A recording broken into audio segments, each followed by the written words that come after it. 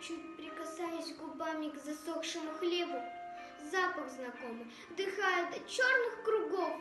Девочка в парке стояла, с глазами в полнеба, тихо дрожа от мороза, без слез и без слов.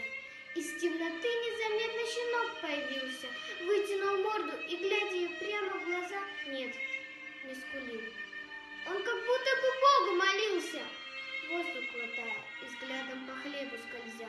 Глянула вниз, по старушечьи губы поджала, взяв к ладони, зажав драгоценный кусок, бросила в сторону и, как могла, побежала.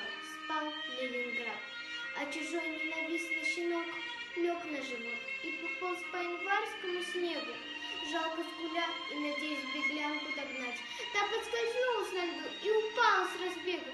Несколько раз попыталась подняться и встать, но в бессилии вздохнула, свернулась клубочком, вспомнила бабушку, деда, сестренку и мать, крепко вцепившись в тот самый заветный кусочек.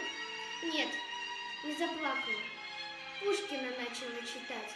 В воздухе таяла музыка строчек.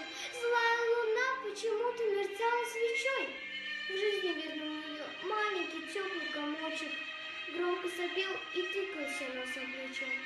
Из-под ресниц покатились соленые льдинки. Тонкие руки на ощупь прянцы нашли. Хлеб разломили и дали ему половинку. К сердцу прижали и от смерти спасли. Чудо не вышло, небо подо льдом клокотало. Но никого не шокировал странный дуэт. Мертвая девочка тихо спала у вокзала с мертвым щенком на руках. Занимался рассвет.